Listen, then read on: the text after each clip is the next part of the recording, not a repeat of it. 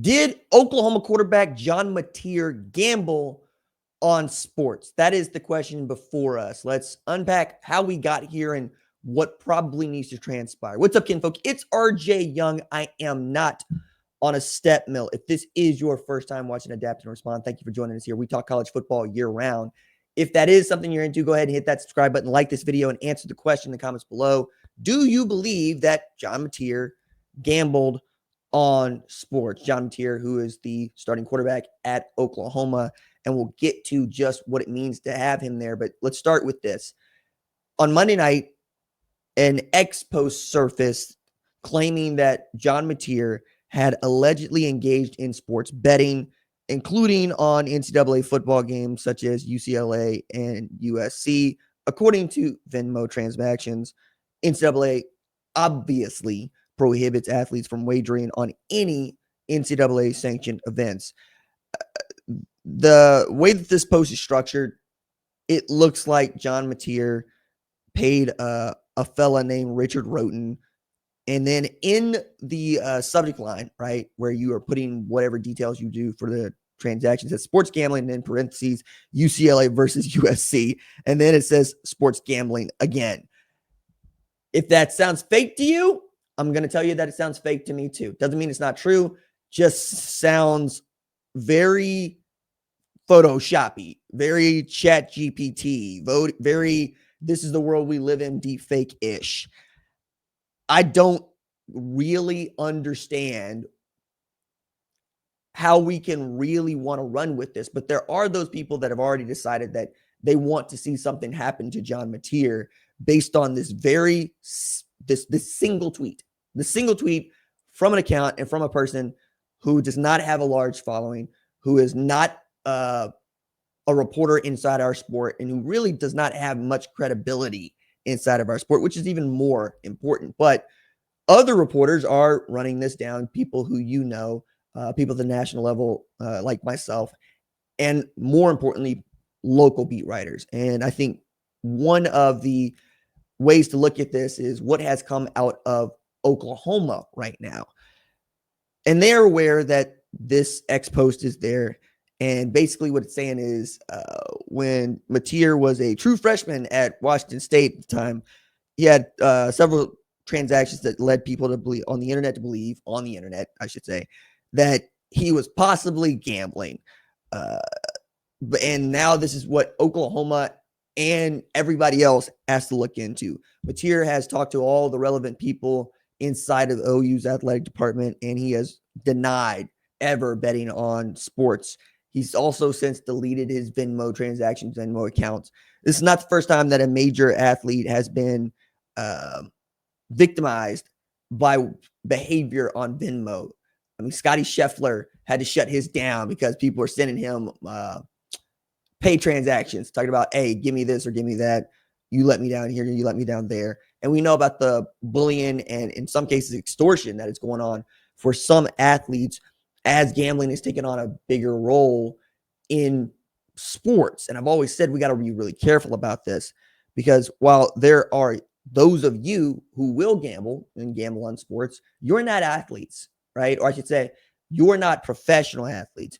You're betting on games and teams that you don't have any financial affiliation with. This is as removed as you're going to get, and gamble with some responsibility here. But I think for John Mateer, this is terrible timing, number one. Number two, we're talking about a guy who, for many, is the best player who was available in the transfer portal. 3,965 yards, total yards, 44 total TDs. I mean, excuse me, we're talking about basically him and Carson Beck being the top transfer portal targets. Jake Dickert, who was his coach at Washington State, who Ben Arbuckle, the offensive coordinator at Oklahoma, had worked for as offensive coordinator at Washington State, said this after he got to Wake Forest: John Mateer is the best player in college football. I believe that, and he's going to go out there and prove it again. When you're talking about QB rush yards from last year, you're talking about John Mateer. He had over 1,000 when you adjust the sacks, more than 20 explosive runs. He had 54 missed tackles, 702 after contact. And he is the catalyst that is supposed to get Oklahoma up and running in the SEC. Certainly the straw stirring the drink in 2025. And the most important player, not just in the SEC for what Oklahoma is going to do, but for OU for quite some time. He's given a lot of Baker Mayfield vibes to a lot of people. He's got a lot of mox. He's got a lot of flair. He's a Texas kid, which also helps tremendously as Oklahoma loves them, a Texas high school football player. The hair, the attitude, and frankly, the space that Oklahoma is walking in again really do lead you back to, is this another Baker Mayfield for OU, who showed up, applied himself, layered his confidence over the program, and that paid dividends for his entire time. And it's a remarkable story. A guy that was a walk-on at Texas Tech, couldn't quite get what he needed from Texas Tech, went into the transfer portal, or said, well, we didn't have a transfer portal, decided to transfer, showed up on Bob Stoops' doorstep, said, I want to play at OU as a regular student, spent that year out, got the scholarship, won the job, leads Oklahoma to the college football playoff, and by 2017 is a Heisman Trophy winner, and later 2018 the number 1 overall pick in the NFL draft.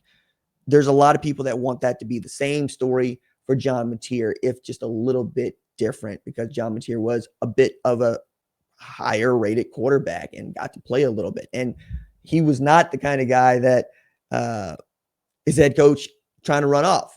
Talking about Jake Dickert, right? Cliff Kingsbury for Baker Mayfield. Imagine, perhaps many of y'all remember this, but imagine for a moment you are going to try to start Davis Webb over Baker Mayfield, because that happened. That's 100% what happened.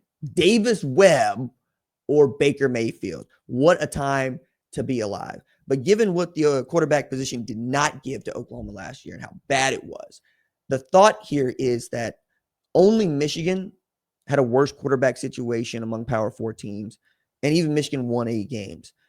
Oklahoma's also up against it with Brent Venables, because they haven't asked the question, did you lose your edge? 22-17, that's Brent Venables' record. He's averaging just over 7 wins a year for the first 3 years that he's been at Oklahoma. Oklahoma, who has been synonymous with winning. In 20 years, 18 of them were 10 wins or better, right? An 8-5 season at OU felt like 5-7. It's not what we do. It's not who we are.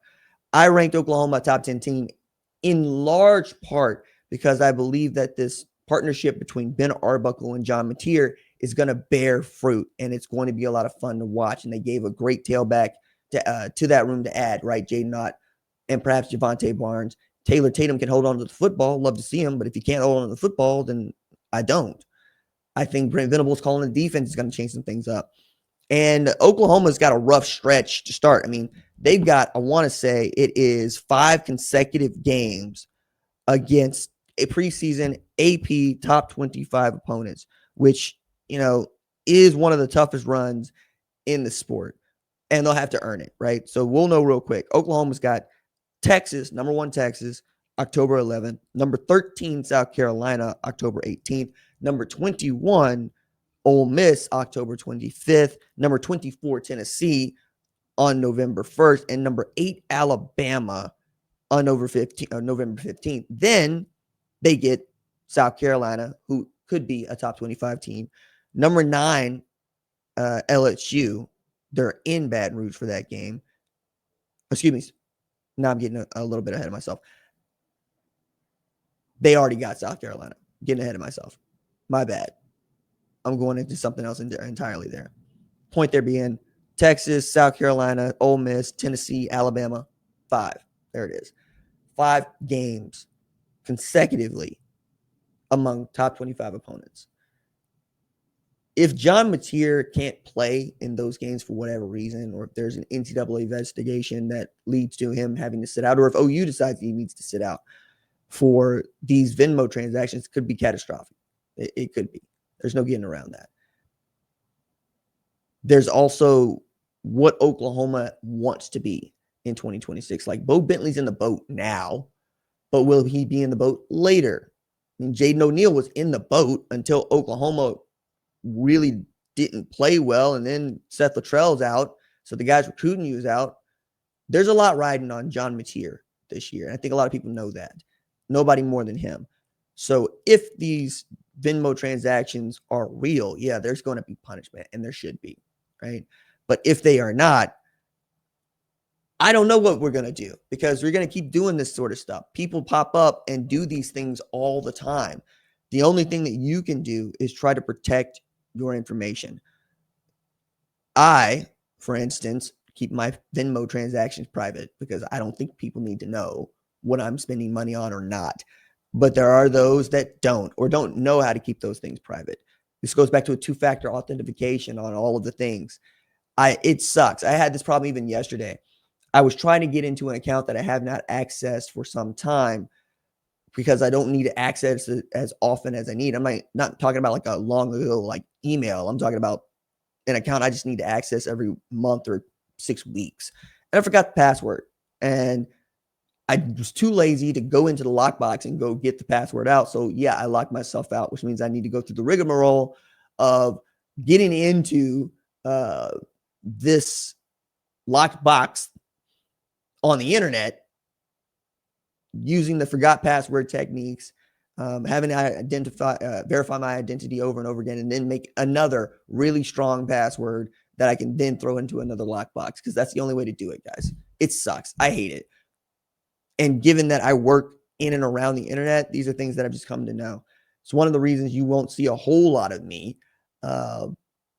posting in some spaces. There are other spaces I feel more comfortable posting than others. I know more about what the protections are and what these websites and advertisers want to do with information. There are others where I'm just kind of going to be like, yeah, okay, sure.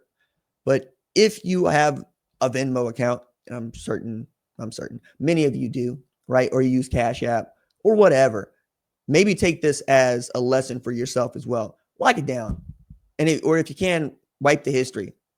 But if you lock it down, you don't need to wipe the history. Protect your account. Protect yourself. Protect your accounts. Deuces.